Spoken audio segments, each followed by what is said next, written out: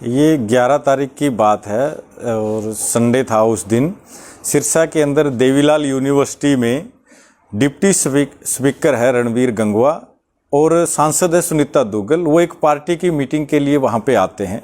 जैसे हमें पता चलता है तो ये संयुक्त मोर्चे के आह्वान के ऊपर जहाँ भी ये सरकारी कोई कार्यक्रम में जो जेजेपी के बीजेपी के लीडर हैं उनको काले झंडे दिखाना और एक अपना विरोध दर्ज करवाना, ये हम लगातार जो है वो फॉलो करें इस चीज़ को लेके। तो उस दिन भी हम यूनिवर्सिटी के गेट के आगे जब वो अंदर सुबह अंदर चले गए थे, उसके बाद हम यूनिवर्सिटी के गेट के ऊपर बैठ गए थे काफ़ी किसान साथी और उनको काले झंडे दिखाने का लिए वेट करें कि जैसे ही वो बाहर आएंगे मीटिंग ख़त्म करके हमने काले झंडे दिखाने हैं। सबसे पहले तो हम ये जो गए हैं वहाँ पे डिप्टी स्पीकर जो है ये एक संवैधानिक पद के ऊपर है और संवैधानिक पद के ऊपर जो बंदा बैठा होता है वो किसी भी पार्टी की मीटिंग में नहीं जा सकता। इन्होंने सारी मर्यादाओं का उल्लंघन किया है, संविधान का उल्लंघन किया है कि स्पीकर जो बन गया उसका काम है वो एक कॉमन आदमी हो जाता है, कॉमन मैन होता है। जो सभी पार्टियों के जो विधायक हैं उन पार्टियों के विधायकों के लिए वो सबके लिए एक समान होता है, वो किसी एक पार्टी का व्यक्ति नहीं रहता है।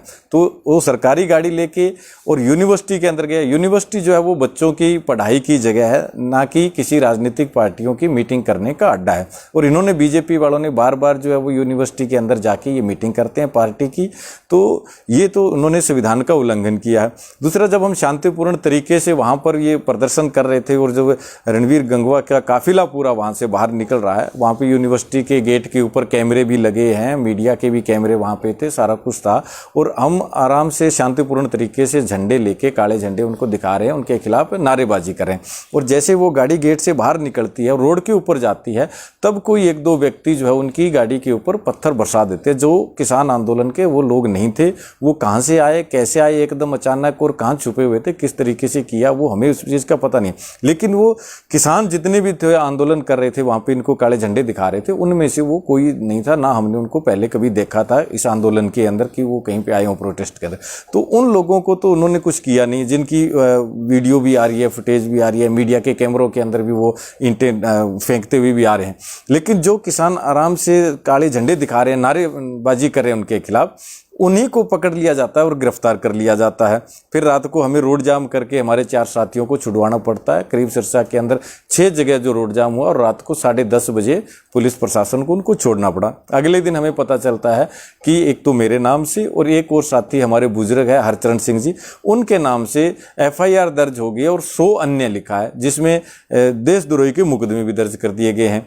अब ये ऐसा कौन सा काम हो गया जिसमें देशद्रोही का मुकदमा बनता है? 307 के भी मुकदमे बनाए कि जानलेवा हमला किया है। तो ये जो पार्टी है, इस पार्टी का इतिहास भी रहा है, ये लगातार जो है देश के अंदर दंगे भड़काने का काम करती है। आपने देखा आज़ादी से लेके अब तक यूपी के इसमें कभी दंगे नहीं होते, गुजरात के अंदर जहाँ पे हिंदू मुसलमान इकट्ठे रहते हैं, लेकिन इन्होंने दंगे करवाए। हरियाणा के अंदर कभी भी दंगे नहीं हुए, जैसे ही हरियाणा के अंदर आए इन्होंने जात के दंगे करवाए। अब इस किसान आंदोलन को भी ये फेल करने के लिए, तोड़ने के लिए बार बार इस तरीके के प्रयत्न कर रही है, बार बार ये साजिशें रच रही है। और हरियाणा में नहीं, पूरे देश के अंदर इस आंदोलन को ख़त्म करने के लिए, इस आंदोलन को बदनाम करने के लिए इस तरीके की ये साजिश बार बार रचती रही है। यहाँ भी टिकरी बॉर्डर पर एक किसान ने आत्महत्या की, तो उसको भी घर वालों को और ज़्यादा प्रेशर देके इन्होंने आंदोलन के खिलाफ जो है इस तरीके का वो बात करवाने की कोशिश की कि आंदोलनकारियों ने इसको जलाया, जबकि उसकी वीडियो वगैरह सब चीज़ें सामने आई तब ये खुलासे हो गए कि वो खुद किसान ने आत्महत्या की थी। तो ये आंदोलन को दबाने के लिए सारी साजिशें की जा रही है। बारूगढ़ा जी, ये तो आपने जो बताया, ये तो संयुक्त मोर्चे ने हर एक जगह पे ये बोला हुआ है कि बीजेपी का विरोध करो। ये तो हर एक जगह पे बीजेपी का विरोध हो रहा है और आपने इससे अलावा ऐसा क्या कर दिया कि आपके ऊपर देशद्रोह का पर्चा दर्ज कर दिया? हमने तो अपना जो संयुक्त मोर्चे का आह्वान के ऊपर उनको सिर्फ काले झंडे दिखाए हैं, उनके खिलाफ नारेबाजी की है, वो हम अब भी करेंगे। इनके ना तो इनके मुकदमों से डरने वाले हैं, ना इनकी जेलों से डरने वाले हैं, ना इनकी गोलियों से, लाठियों से डरने वाले हैं। पुलिस ने हमारे ऊपर लाठीचार्ज भी किया वहाँ पे और सब कुछ किया। लेकिन ये चीज़ समझ नहीं, एक बुजुर्ग है 70 साल के, उसके ऊपर भी देशद्रोही का मुकदमा, देशद्रोही वाला मामला हुआ क्या है? बिल्कुल ऐसा कौन सा काम कर दिया है कि देशद्रोही का जो मुकदमा इन्होंने दर्ज किया? जबकि देशद्रोही के मुकदमे तो बहुत बड़ा मुकदमा होता है और जब कोई बाहर की एजेंसियों के साथ कोई संबंध हो, कोई ऐसी चीज़ें हो बड़ी, तब ऐसे कोई मुकदमे होते हैं। लेकिन ये तो अभी इस आंदोलन को बदनाम करने के लिए और किसान नेताओं के ऊपर मुकदमे दर्ज करके उनको डराना चाह रहे हैं कि किसी भी तरीके से ये लोग आंदोलन से पीछे हट जाएं, और इस आंदोलन को दबाने के लिए ये सारी साजिशें की जा रही है। आज संयुक्त किसान मोर्चा की जो मीटिंग हुई है और उसमें सभी को पता चला, आप भी उस मीटिंग का हिस्सा थे और आप हरियाणा से हैं, हरियाणा किसान मंच के प्रदेश अध्यक्ष हैं। एक निर्णय लिया गया है जो गुरनाम सिंह चडूनी जी को 7 दिन के लिए सस्पेंड किया गया है, उसके ऊपर आपके क्या विचार हैं और आप क्या कहना चाहते हैं? देखिए, संयुक्त मोर्चा जो है वो पूरे देश का मोर्चा है और देश की लड़ाई लड़ रहा है संयुक्त मोर्चा, जिसके अंदर देश के सभी संगठन है, किसान संगठन, जो लगातार काफ़ी लंबे समय से किसानों की मांगों को लेकर लड़ रहे हैं। और अब ये देश के अंदर जो 3 कानून आए, इन कानूनों को लेकर सारे संगठन जो चाहे अलग अलग विचारधारा के थे, वो एक मंच के ऊपर आके संयुक्त मोर्चा बनाया कि सबसे पहली हमारी प्राथमिकता इस देश को बचाना है, क्योंकि देश 3 कानूनों के माध्यम से दोबारा से कंपनियों के हवाले होने जा रहा है, कंपनियों के अधीन होने जा रहा है।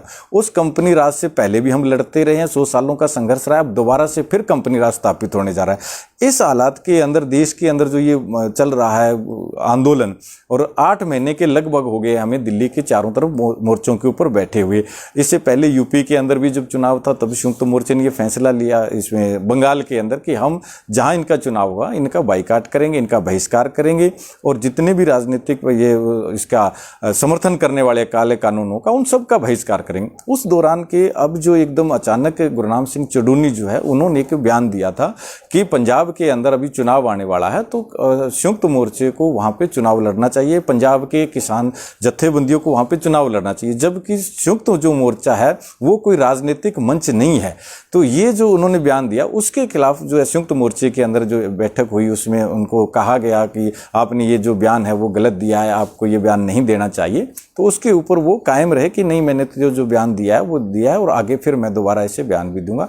तो इसको लेके उनको सस्पेंड किया गया था, जबकि सस्पेंड जो है उससे पहले भी बहुत से लोगों ने ऐसे कुछ गलतियां की है, तो उनको भी सस्पेंड किया गया है। क्योंकि संयुक्त मोर्चे से ऊपर कोई नहीं है, ना गुरनाम सिंह चडूनी है, ना कोई और लीडर है, चाहे वो पंजाब के है, चाहे हरियाणा के है, चाहे यूपी के है। संयुक्त मोर्चा सबसे ऊपर है। और संयुक्त मोर्चे ने एक जो गाइडलाइन तैयार की थी, एक लाइन तैयार कर ली थी कि हम जब तक ये 3 काले कानून रद्द नहीं होंगे तब तक हम एकजुट होकर इसके खिलाफ, कानूनों के खिलाफ लड़ाई लड़ेंगे, और राजनीतिक मंच जो है इसको नहीं बनने देंगे, और ना ही किसी राजनीतिक पार्टियों के साथ हम अपना मंच साझा करेंगे।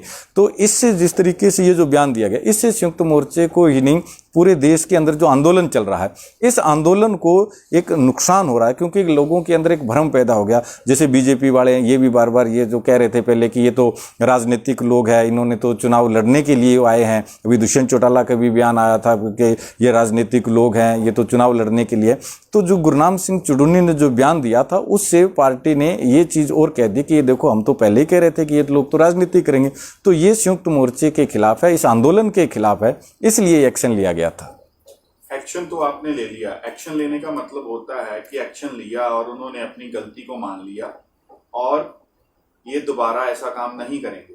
लेकिन उनका तो मीटिंग से निकलने के बाहर 10 मिनट बाद उनका बयान आ चुका है गुरनाम सिंह चडूनी जी का, और चैनलों के ऊपर चल रहा है कि मैं आगे भी ऐसे ही करूंगा और ऐसे करता रहूंगा।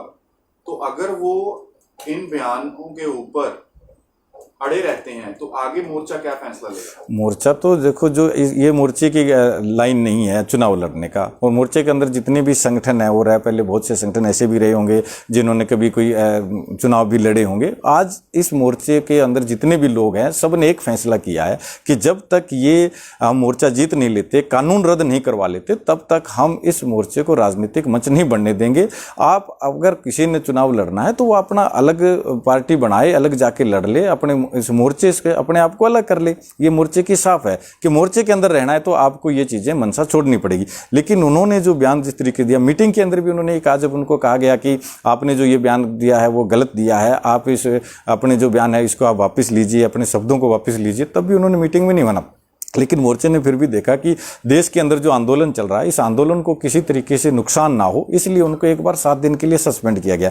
अब भी अगर वो अपनी गलती से नहीं मानते हैं और जो इस तरीके के बयानबाजी करेंगे तो संयुक्त मोर्चे की बैठक होगी, दोबारा उस बैठक के अंदर फिर निर्णय लिए जाएंगे, क्योंकि मोर्चे से ऊपर कोई नहीं है। और ये जिस तरीके के बयान दिए जा रहे हैं, इससे क्या है कि आज देश के अंदर जो आंदोलन चल रहा है, आप देखोगे हर गाँव के अंदर 4-4 धड़े बने होते हैं पार्टियों के, जितनी भी पार्टियां हैं, और वो लोग गाँव के अंदर आपस के अंदर एक दूसरे के साथ बैठना पसंद नहीं करते थे।